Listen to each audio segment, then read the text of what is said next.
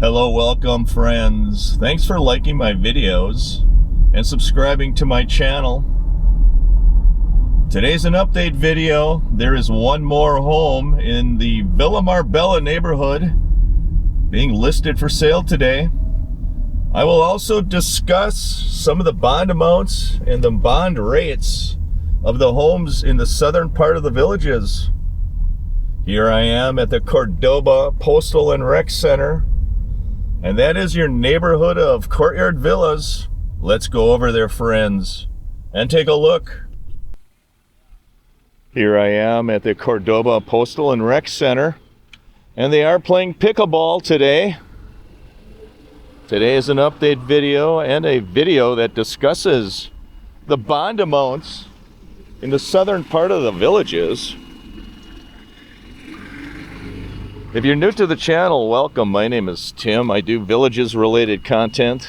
The Villages is a 55 plus community located here in Central Florida. And this is a neighborhood of courtyard villa homes here in the northern part of the villages. These are in the village of Hacienda. And one of these homes did go on the market for sale today, which leaves one home left to be sold. And I wanted to show you that home that went on the market today. I did an update video yesterday as well. And these homes are tilt wall construction. They're precast concrete walls made in a factory, delivered to the job site, lifted into place using a crane. It's a more fast, efficient way to build a home.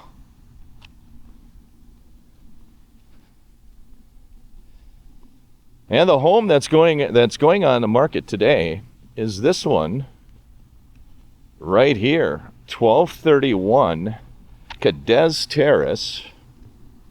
This is a courtyard villa. It is located on a golf course, and the list price is $496,000. And as I discussed in my video yesterday, they are asking a $119,000 premium for the golf course view lot. And this is the door.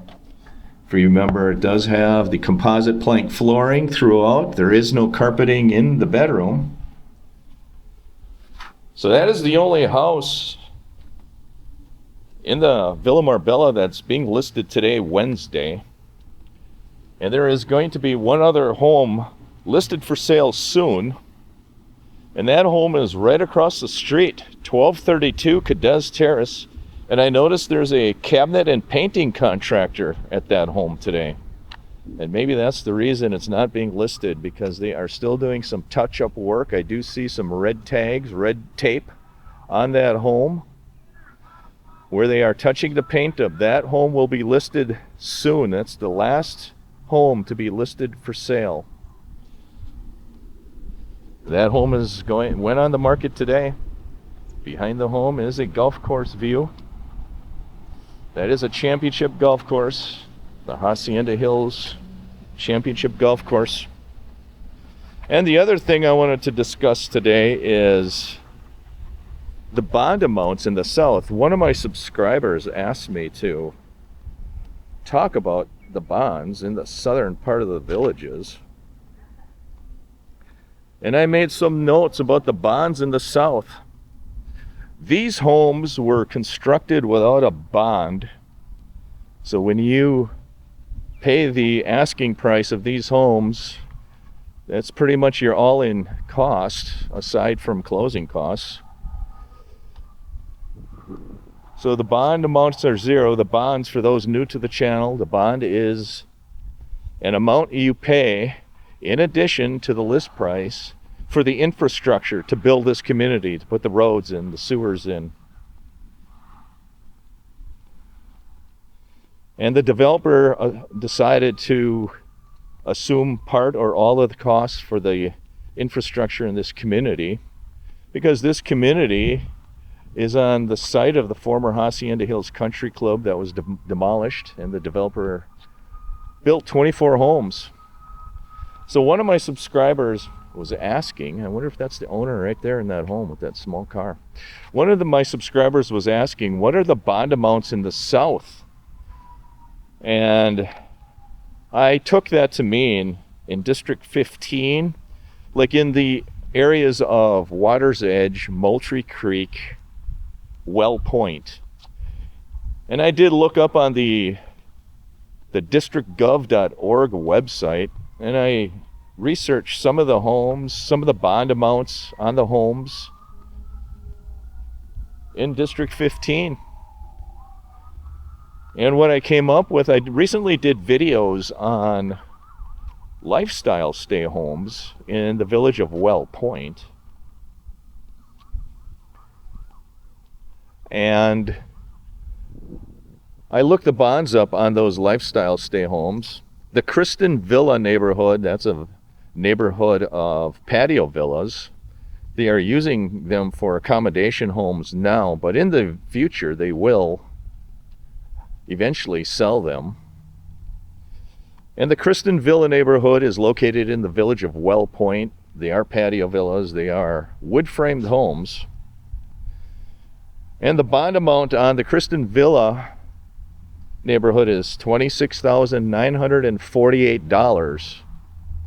So when you pay the price of the home, you will also need to pay the $26,948. And you can choose to pay that all at once up front, or you can pay it annually on your property tax bill over 30 years. If you do that, though, there is an interest rate of 5.19% on that bond. So you are paying interest on those bonds. Just for those folks that are new to the villages, you are paying interest on the bond. Part of the bond payment goes to principal and part of it goes to interest. And I noticed that all of the bonds in all of the neighborhoods, at least the ones that I looked up, the interest rates are 5.19%. And I know that some of the other districts, like districts 11 and 12 and 13, those interest rates are a little bit lower. Some of them are 3% or 4% that you're paying. But because of the interest rates that went up recently in the last year or two, when they went to market to take these bonds out, the interest rate was 5.19%. So just know that if you're buying in District 15, that the interest rates on the bond payments are a little bit higher. Unless you decide to pay it off up front, which you can do. So some of the other bond amounts that I looked up was the Sophie Villa neighborhood. I did a video recently on the Sophie Villas neighborhood. That is a villa neighborhood of veranda homes and courtyard villas. That is, I believe, in the village of Well Point. The Sophie Villas, if you buy any one of those villas, the bond amount is $48,633 with a 5.19% interest rate.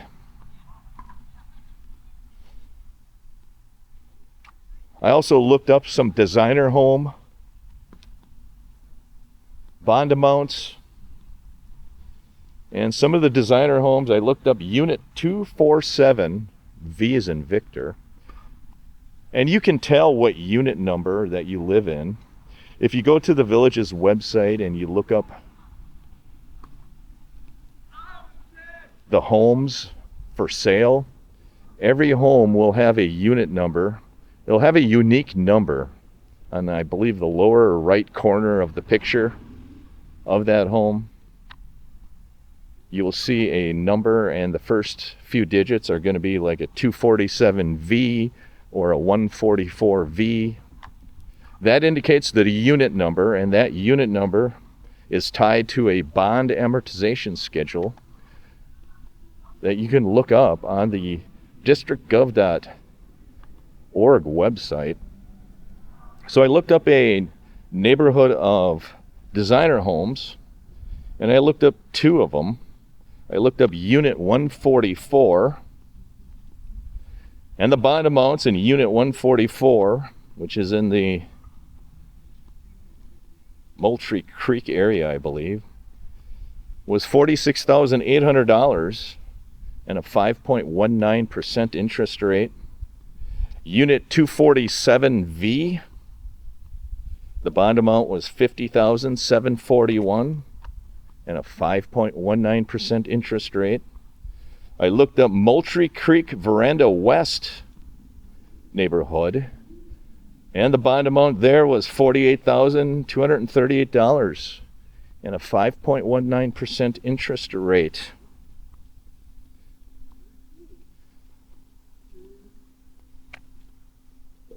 So what do we conclude from the bond amounts in the South? I think they're a little bit higher than some of the bond amounts in other districts. If you look at District 13 or District 14, I think they're fairly comparable, but they are going up a little bit every year. But what's noticeable is the interest rates that you're paying. I think the 5.19% interest rate is higher than some of those other districts, because when they funded those districts, the interest rates were lower. And as a side note, the villages or the community development district does occasionally refinance these bonds.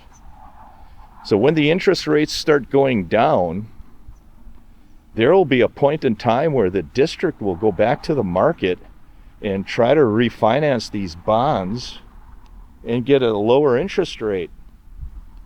And I know they've done that over the last few years.